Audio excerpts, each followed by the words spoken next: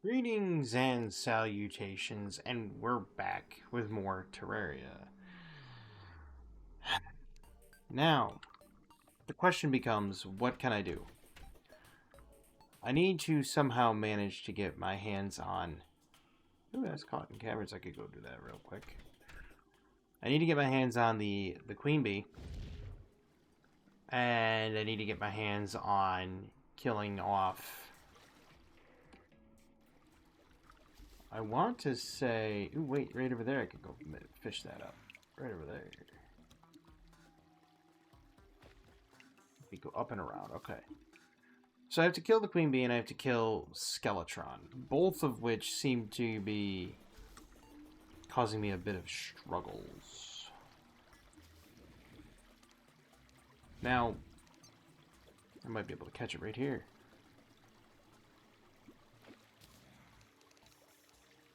Yeet.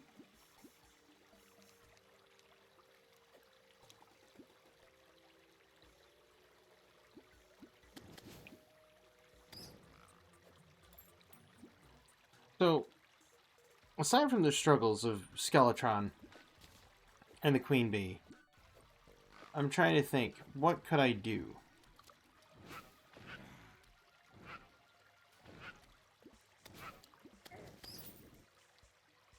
Because effectively I need to kill both of them to make progression.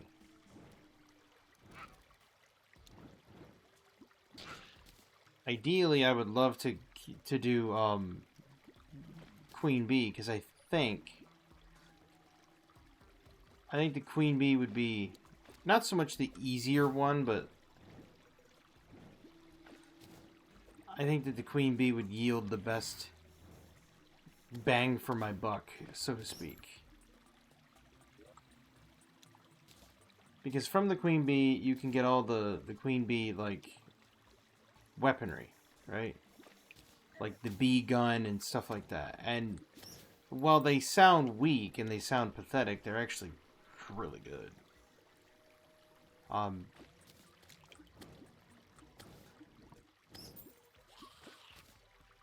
There we go.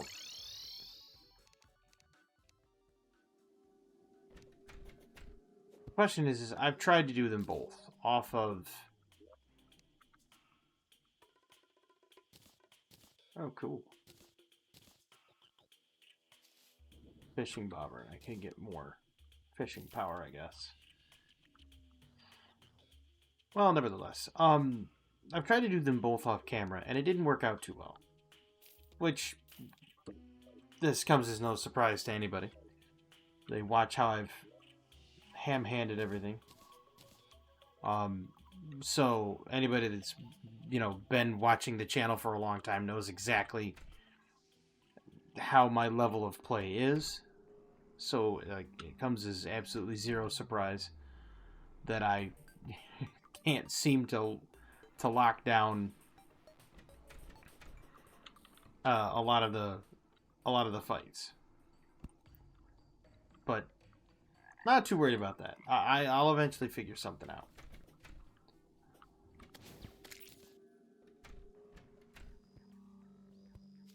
What I also wanted to talk about is I have this idea for a Hearthstone deck, and I've already created it, and I don't know exactly how good it's going to be in practice, but I've tried it a couple times, and from what I've seen so far, it is an absolute menace. It's a control priest, and I just kind of get the feeling that in the next year or so, control cards are just going to be absolutely obscene. And with them getting to that obscene level, you're gonna see a lot of control meta. Now maybe not like control shaman, maybe not like control rogue, because they don't have a lot of actual hard removal and group removal. Shaman used to, and they picked up a new one that gives them overload too, but 9 times out of 10, Shaman don't really have like group removal. Like Thunderstorm doesn't count because, what has 3 toughness these days. So with removal being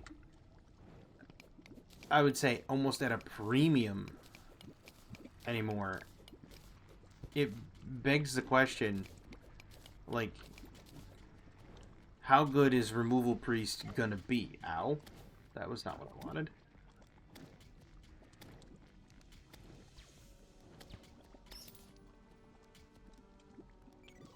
It's like, how good would Removal Priest be? In a meta that's kind of lax on the removal right now.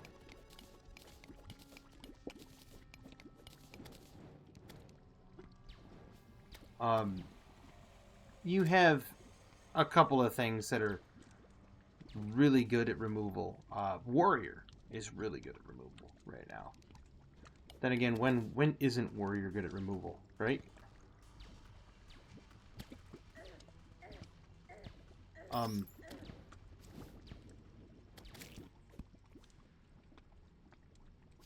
Warrior's always been kind of the standard removal.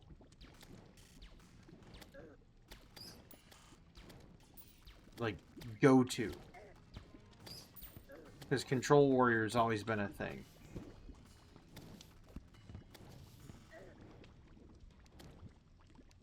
Okay, well, we're getting out of there for real quick.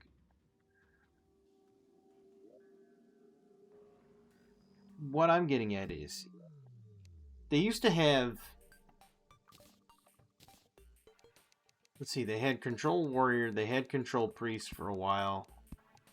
They had...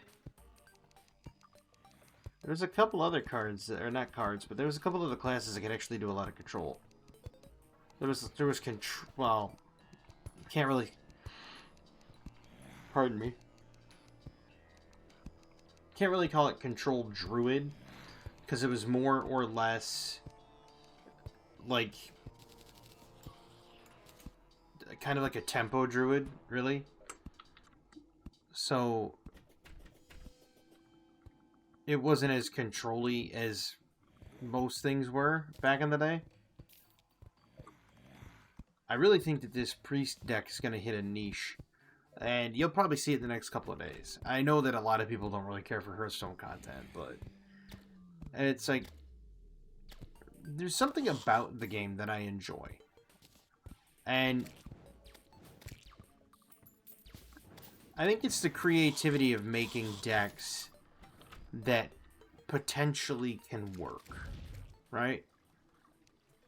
Now, I say potentially can work because obviously with every deck there is the failure rate, right? Which that happens with every game. Like, it doesn't matter. It's like, pick a game, spin the wheel. There's a chance you could fail at anything, right? This is common knowledge. However,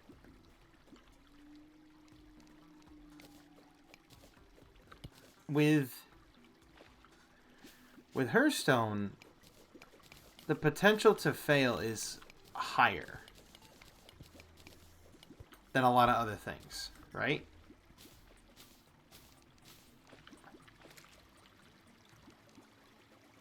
And I say that in good faith. The reason I say that in good faith is failing in Hearthstone is not like failing in other games. When you fail in Hearthstone, you kind of feel like a complete and utter buffoon. And rightfully so. But at the same time, you know where you went wrong. And you can rectify that solution rather quickly. It's not like in other games where if you fail at, say... I can't even use Magic the Gathering as an instance, because in Magic the Gathering, when you fail, you can fail hard.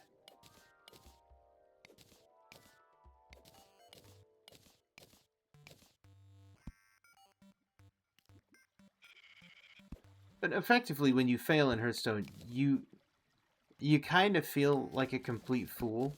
And, you know, as well everybody should if they fail in Hearthstone.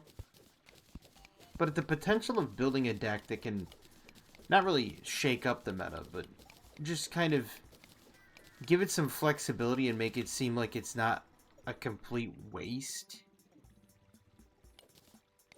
is also, like, quite incredible.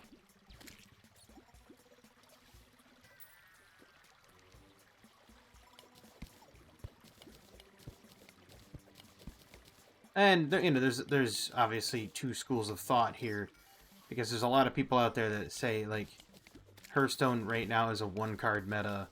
I heard this the other day mentioned.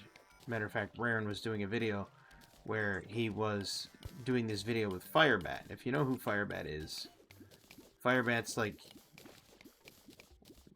he's one of the best Hearthstone players way back in Classic Hearthstone. And yeah, it's kind of a shame that he got out of the game. But again, it's one of those things where how long can a game really hold somebody's attention before you just kind of say, all right, this game's over, and just put it behind you?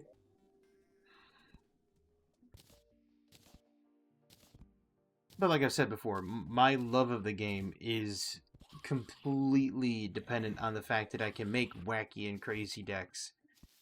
Not necessarily broken decks, because I can't even consider them broken or busted or anything like that. Not even remotely close. What I can do is I can take a look at it and say, this is a concept, will it work effectively? And that's the draw for me. Is coming up with a concept and saying, but does it work?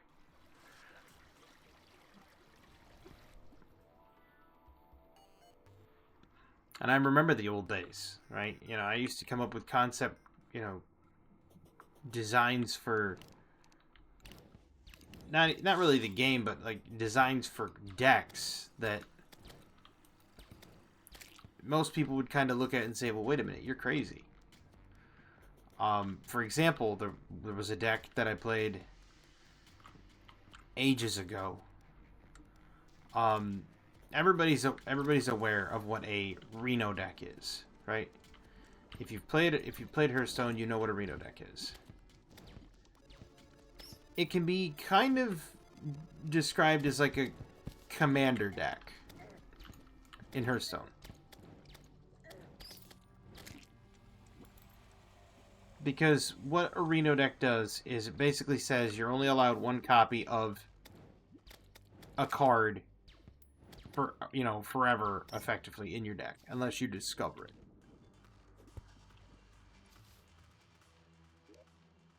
And so, with that one copy of a card, you have to find a way to win, obviously, with one copy of pretty much every single card. But there's usually a payoff card. And this is why I don't like Commander in Magic the Gathering, and I prefer Reno decks in Hearthstone. In Hearthstone, you have that payoff, where you play like Reno Grand Adventure or whatever, and there's a thing that basically says, well, you know, because you only have one copy in your deck, or you only started with one copy, this bonus effect happens. Okay? And the bonus effects are generally very powerful. As well they should be. I mean, you are restricting yourself to one copy of a card in your deck. And that's very... like, that's incredibly limiting in, like, a standard format, right?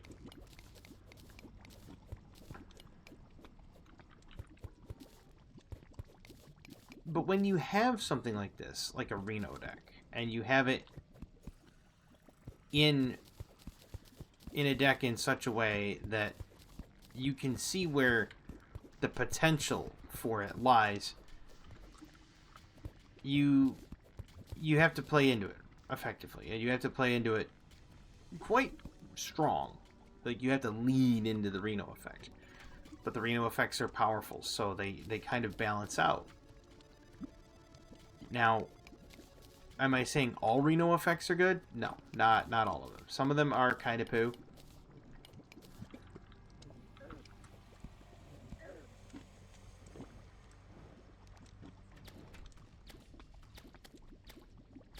And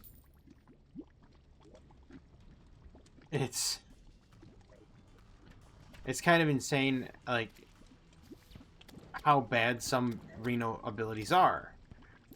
There's also ways to kind of screw over a Reno deck by playing cards that shuffle cards into the deck. Or, you know, shuffling a duplicate into the deck. There's ways around it, for sure. But generally, they're a very strong ability, and you want to play into them. You want to lean into them. Now, why do I bring this up? Well, in Reno, there was it was actually a few years ago. There was a card called Reno Lone Ranger, and it was an incredibly powerful card. Most people would play Reno Lone Ranger in Shaman because there was support for it, right? And usually when you have Reno support, you have other cards that do, if you only have one copy, get this other bonus effect. And Shaman had, I think, 2 cards at the time that had that. And you could see where the bonus effects were coming into play and were helpful. And so with that, you know, the Shaman Reno deck became a huge thing. But I thought, what if, because they also had, to a lesser extent, Reno Hunter.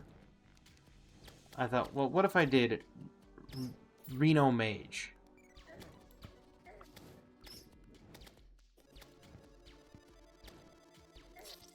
Well, I knew that was coming.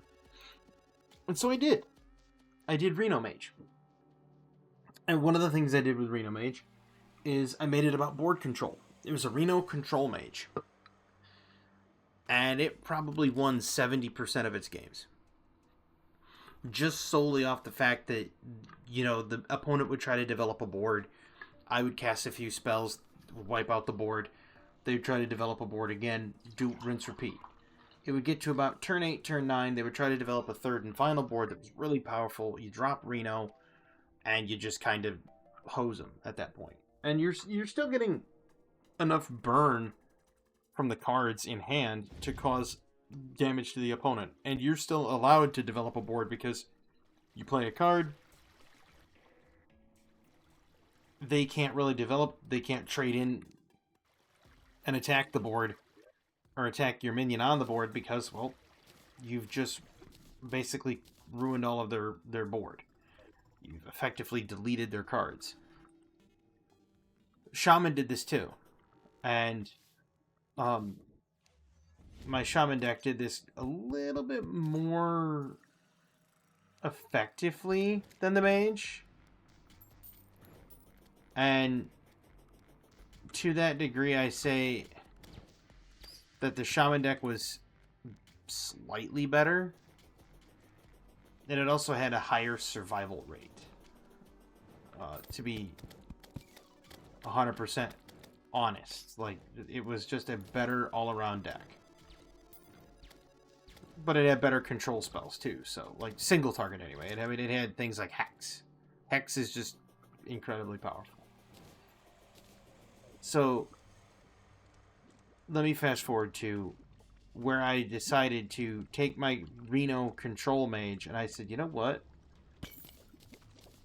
Anybody can make a Reno Control Mage, but can people make a no-minion Reno Control Mage? And I set out to find out if I could. And lo and behold, I indeed could.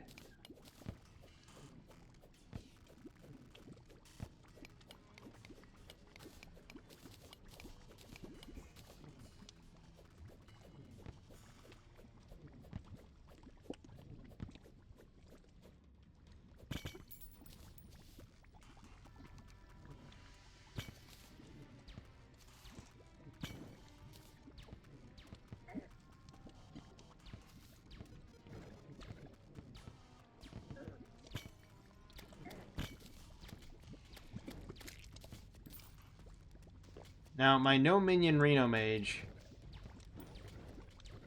went on to be a halfway decent deck, despite it not having any real palpable minions. Like, you couldn't just be like, ah, yes, I'm gonna... And on turn 2, I'm gonna summon this, you know, minion that's a 3/4 or something. Nope.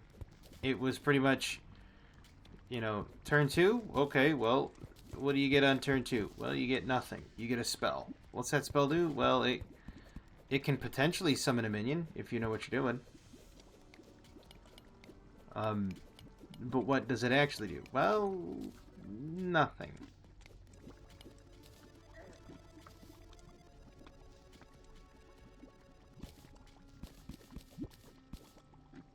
Like, for the most part, it was just... It destroys a minion. Does that count? Like, it could potentially start deleting the enemy's board.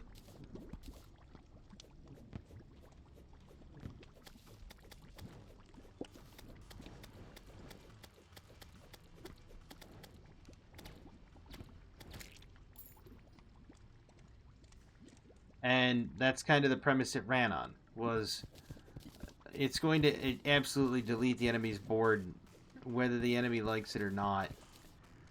And 9 times out of 10, the enemy did not like it.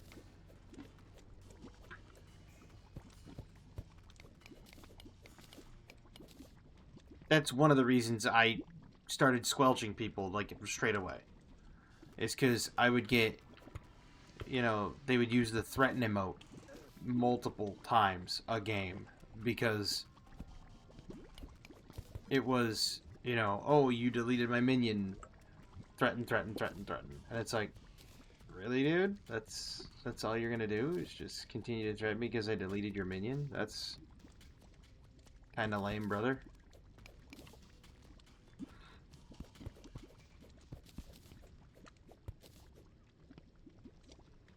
But that's how Hearthstone went, you know?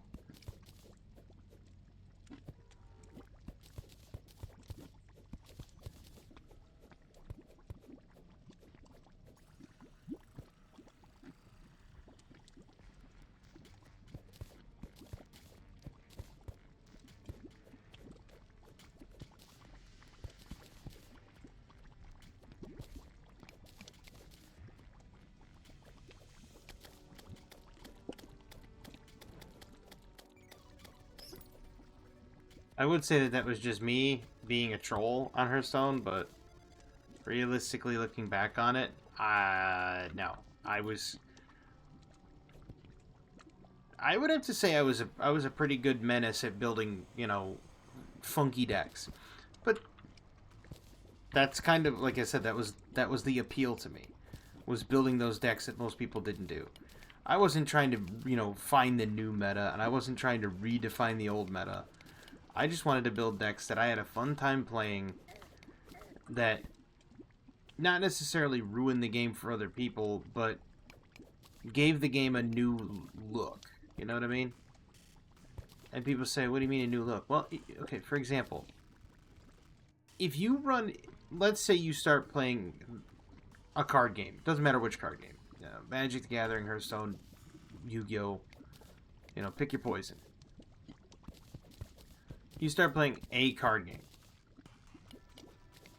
And, you know, month 1, month 2 of the game, you're running into the same exact decks repeatedly. And when I say repeatedly, I'm talking like 24/7, 365, because all people care about is winning. They don't care about if everybody and their grandma is playing this card, or everybody and their grandma is playing a different card. They only care about, does it win? Yes. Well, put it in the deck. Now, that's not me. That's never been me. That is never... I never want to be that guy. Now, there are some decks that I find fun that do have a high win rate. But the reason I find them fun is because it kind of removes fun from the opponent. Which sounds sinister, but in actuality, it's not. Because you look at it and you're like, well, the whole idea of the game is to, much like with any game, is to have fun, is to have a good time. And if you can have a good time, then you should. And people say, yes, but you're having a good time at the expense of others. Not at the expense of others.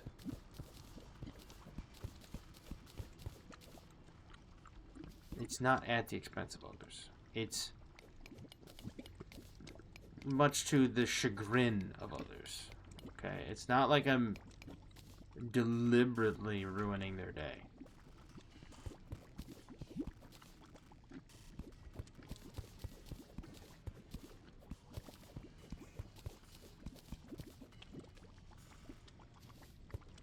I'm instead playfully ruining their day. Of course, I would be met with people saying, whoa. I'd be met with people saying, what's the difference? Well, to be fair, the difference is, I'm not doing it maliciously.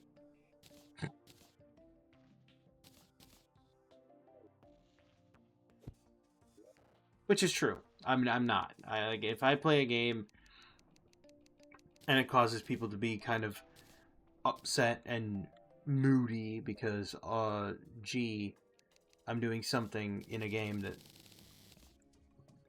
they find distasteful or they don't care for in some degree or some way. Alright, yeah, that can be a problem. So what am I going to do here? Am I going to actually make the volcano and then try to make the Night's Edge or whatever? Do I even have the rest of the stuff? No, I lack the Masamune. So if I was to make the volcano, it would just be a waste. Unless I actually built the other stuff around it. 10, 40, 55, 75. Well, we're going to build the Molten set then. As I figure, if we're going to do it, we're going to do it right. Let's do this. Shall we? Swell.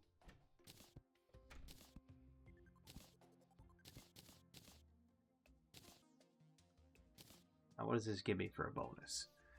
Cannot be set on fire. Well, that's great. And I get extra melee damage, which means diddly squat. This just can't be set on fire. Okay. So I guess that's a winner. Somewhere along the line.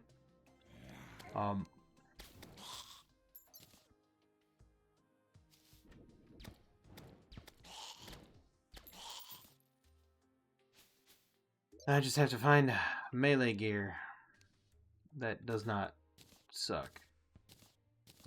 That's gonna be difficult. Savage Star Fury. Don't I have a Star Fury in my pig? I have Superior Star Fury. Savage is better though, isn't it? Isn't it like marginally better by like 2%? Damage size knockback. The other one is what? Speed, damage, crit strike knockback. I mean, I could run it. We'll see what happens. Oh, I can drop that off now that I don't need it. There we go. It's like the flare gun and the other thing. I mean, I don't need them, but I'm going to leave them in there anyway. It's not like I have a lot of high-powered equipment to deal with. I need to go get more Hellstone bars. Plus, side is I can't be set on fire. Well.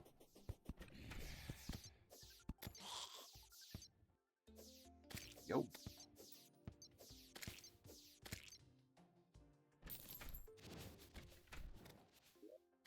Well, that means I have to switch out of one of my pieces of equipment. That's a clubberfish. That's Gladius. That's that stuff. Where, oh, where did I put it? Well, there's demonic harpoon, but that's not what I'm looking for. I have a piece of gear that I am looking for. I could do trimarang, but is it worth it?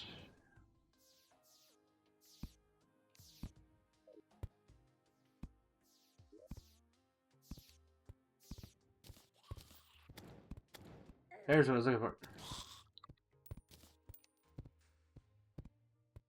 Okay, try not doing that again. There's the warding one that I was looking for.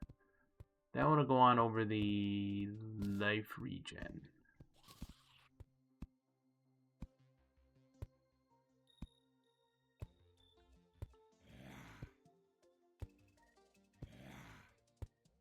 Problem is Savage Bat. Very slow speed.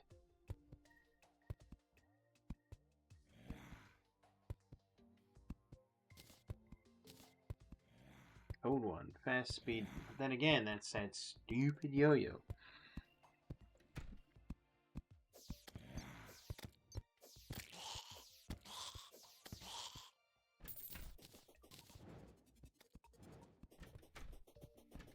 No worries. I mean, I know that, like I was saying, I know that there's a lot of people out there that don't really care for Hearthstone.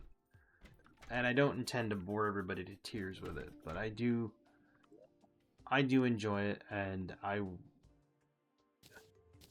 almost feel remiss if I don't actually, you know, like, play it. And at least attempt to be somewhat entertaining with it. Just like with all things, I hope that I do entertain. I may not. I mean, a lot of people might find it absolutely boring as sin, and if they do that, well, hey, that's them, right? It's like me. There's things out there that I can sit down and watch, and not be bored one iota. And one of them was a documentary. Actually, I sat down and I just was engrossed in it. So engrossed in it that I didn't pay any attention to anything around me. But then, you know, looking forward,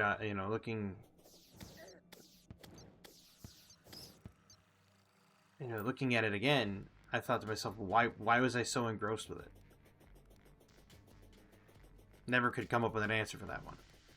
Then there's other stuff that you'd think I'd be interested in, or you'd think I'd be really not so much taken by it, but you'd think I'd be,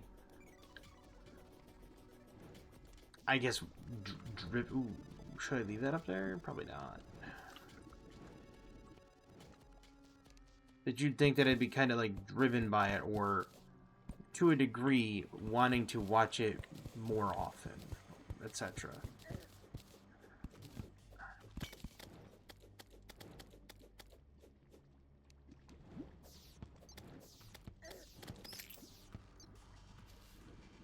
And no, it didn't hit any notes for me, and it just kind of like was boring.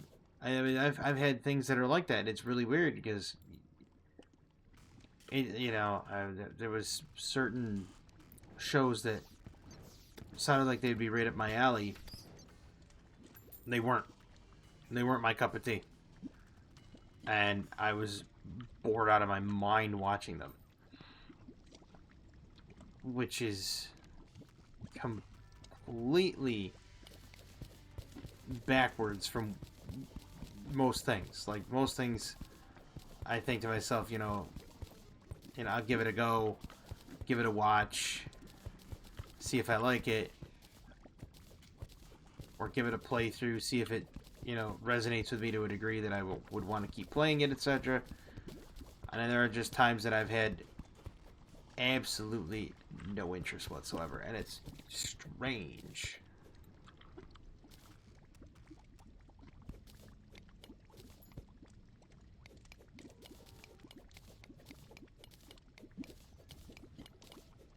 Because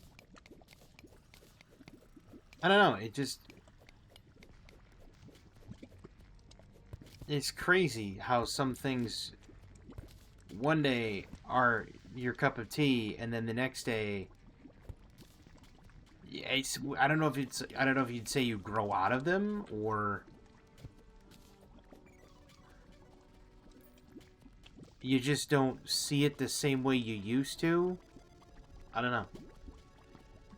Prime example, right? Markiplier. I used to watch his content a lot, mostly because I found it somewhat humorous. I found it moderately to quite humorous. And then all of a sudden it just got to the point where I was like, yeah, you know what? Not even worth it anymore.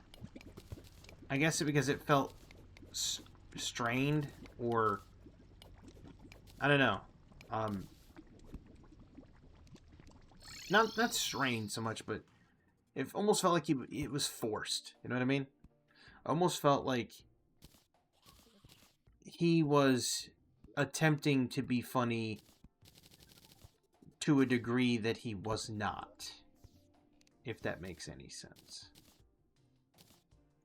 Now, for those that find him funny, I'm glad you do. And if you don't, okay. I'm not trying to besmirch him in any way, shape, or form. I was just saying from my personal experience,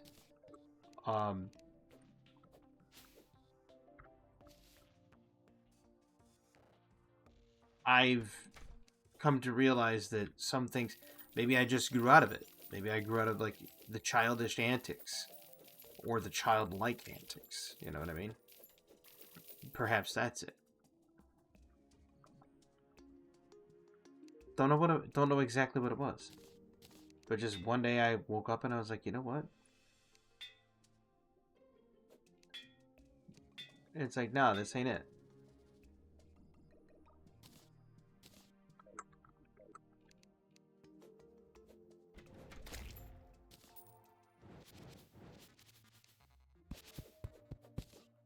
Did that just explode into a giant ball of fire?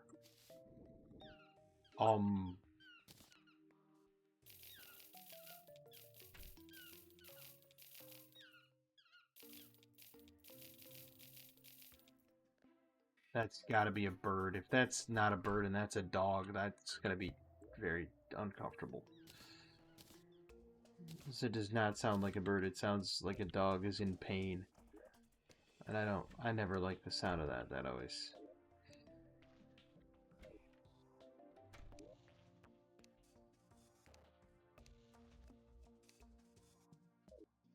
I like the sound of it. I just don't.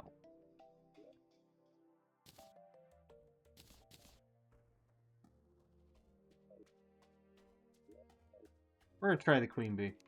I have 2 of them left.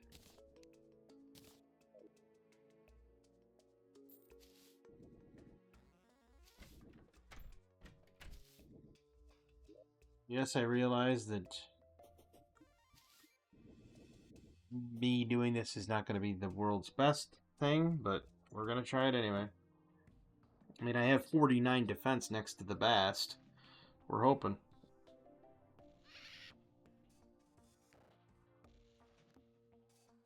I had to itch my back there for a second.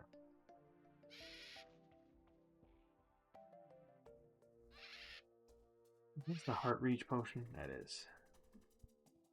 You know what? We'll do it.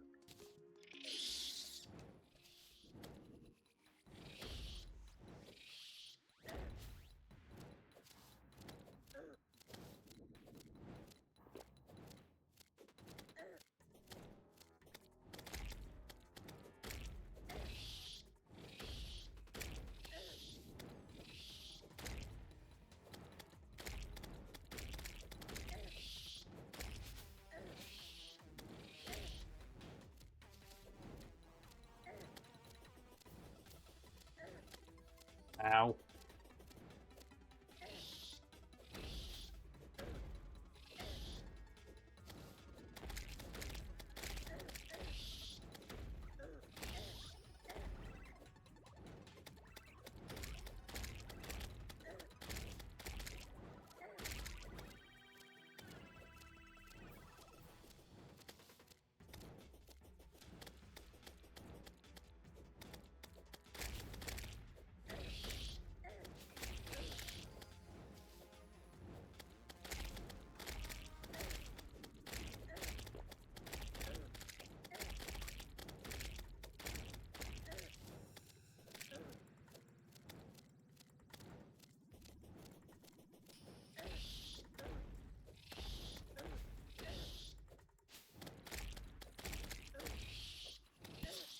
Ah!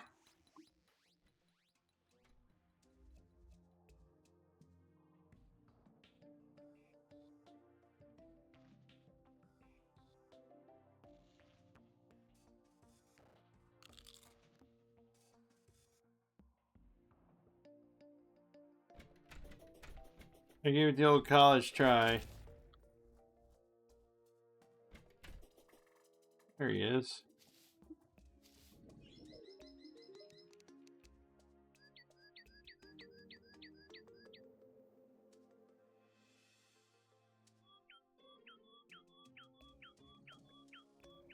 None of this helps. I thought perhaps it might. I know that the hot underground tundra. Well, I could give that a whirl. I know that the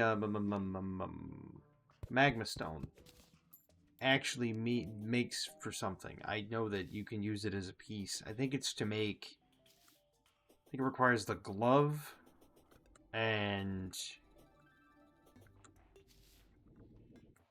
requires something. Same way with the obsidian rose. I know that that's used for something too.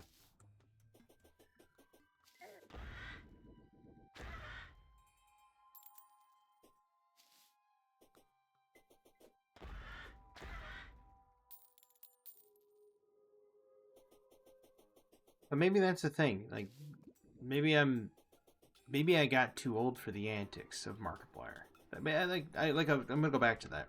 You know, come back to that real quick.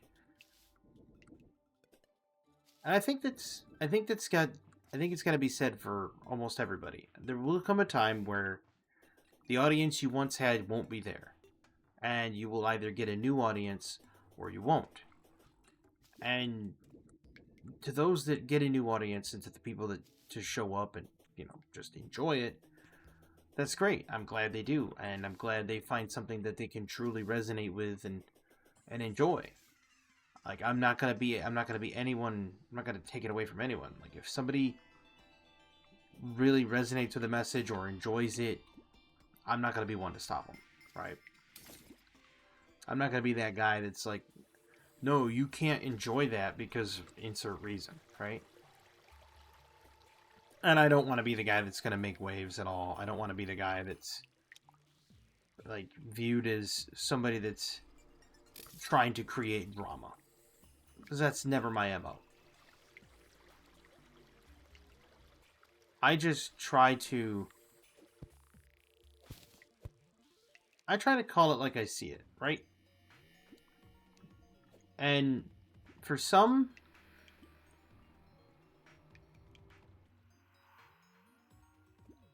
people it's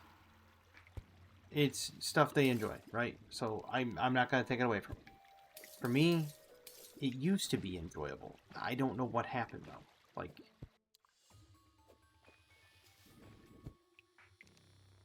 people would say, "Oh, well, maybe you've just lost your sense of humor."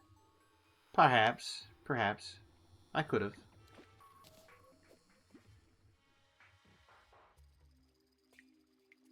Like, maybe not though. Maybe it wasn't me that lost my sense of humor.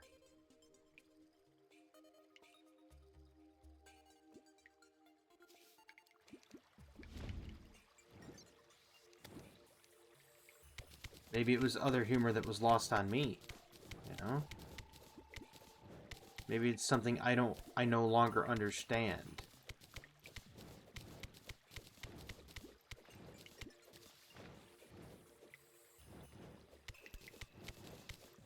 Now, of course, I'm going to get the comments saying that I'm old, which I am. I'm not going to deny it. I mean, to deny it would be folly. But it surely can't just be an age bracket thing, right? Surely that's not the be-all, end-all here.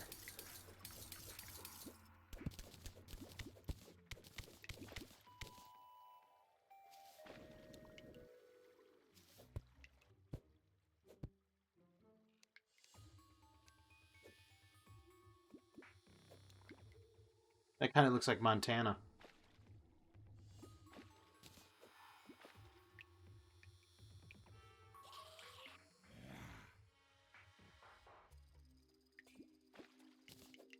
Really? Seaweed?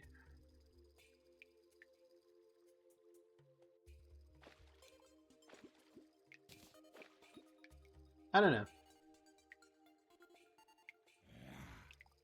They say with age comes wisdom, and to that end, yes, it's true. With age does come wisdom, and but that doesn't mean that. But that doesn't mean you lose the sense of foolishness. Like you can still be foolish and have fun and be,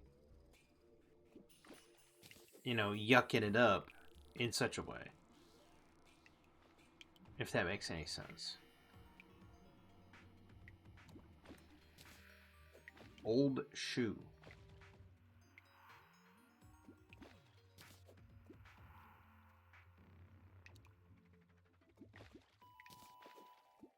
Can I fish up the thing I need, please?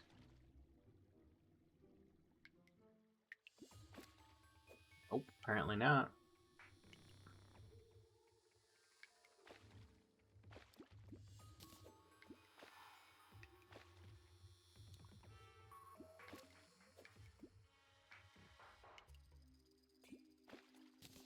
I think the design philosophy is different nowadays. Like, last night, I laid there in bed thinking about what I was going to do today for the recording. I thought to myself, what is greatness? What is great? Now, of course, you're going to have differing opinions on this. You're going to have multiple differing opinions on this. And I would say that greatness is... It's not an outcome, it's a choice. You can choose to be great, or you can choose to not be great. You can choose one or the other. It's completely up to you as an individual to choose what you want to be in this world and what you want to do. And people would say, well, you can't just say, oh, I'm going to be great. Actually, you can. And you have those that ascribe heavily to the law of attraction, that if you say it and you believe it, that it will be. I cannot refute this. So, I honestly believe that people should be able to say to themselves that, that they are great and that they are going to be great.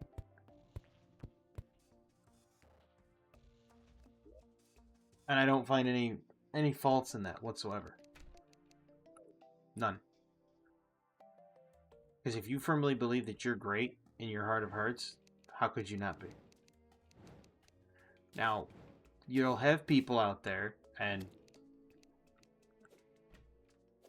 this is where the funny part kicks in, and it's not like ha funny, but it's more like irony funny, right? You have those people out there that go, but how could one be great? How could you know that you're great if you have like no ability to be so, right? And to that I say this, and I am getting a little philosophical and kind of getting off into the philosophical weeds here, but it's to prove a point.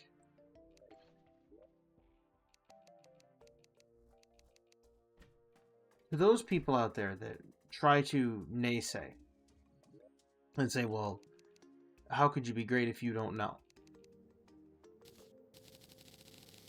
Do you think Picasso knew he was going to be a great artist when he started? Do you think Bach knew that he was going to be a world-renowned composer when he began? Do you think Leonardo da Vinci, when he painted the Sistine Chapel, I believe it was Leonardo da Vinci that painted the Sistine Chapel? But anyway, do you believe that these people, when they set out to do their things, that they do you honestly think in their head they were like, ah yes, I'm gonna be great? Or were they like you and me, Were they sitting there thinking to themselves, I'm doing this because I need funds. I'm doing this because I need to make some amount of money so that I don't, go hungry. I'm doing this to have a purpose, so to speak. Is that what they did? Or did they believe? I mean, some of them might have believed in themselves and said, you know what? Hey, we're great people, etc. and so on. You can't fault them for believing it or not. It's up to them, right? Now, there are people out there, and I'm going to save it here. But there are people out there, and they'll say, "Oh, but I don't have any skills." Let me explain something to you. Everyone is adeptly skilled at something. There's something you're good at that's better than everyone else. So for some people, it's entertaining. For some people, it's laughter. For some people, it's cooking. For some people, what you're good at has not been invented yet. Does not exist yet. But when it does show up, you will be the best at it. For example, if I told you 20 years ago, let's say 20 years ago, there was somebody that was just fresh out of high school at the age of 18. Or they were, as a senior, 17 going on 18. And they had that same mindset of, I'm not good at anything.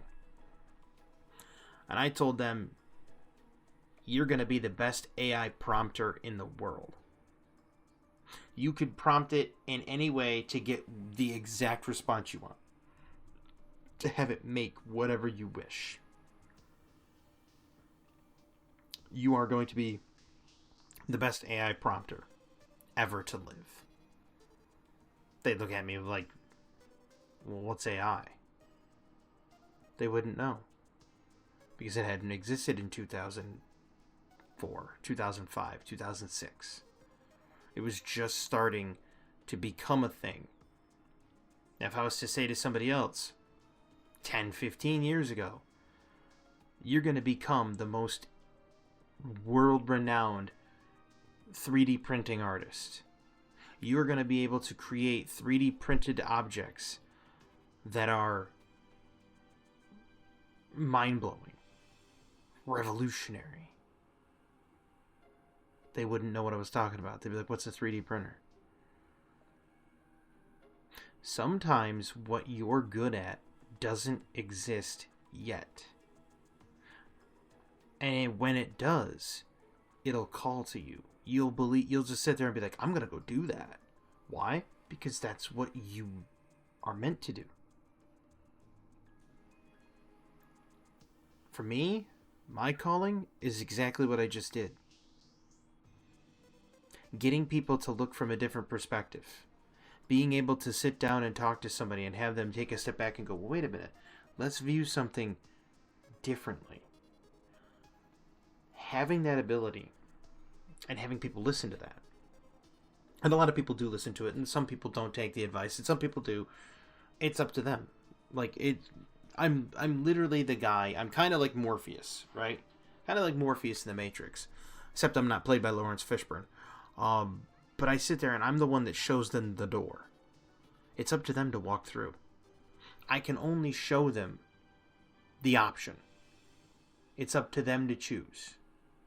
Right? I'm effectively the same thing. I show people the option and it's up to them to choose. And I had this other thing that I wanted to mention real quick.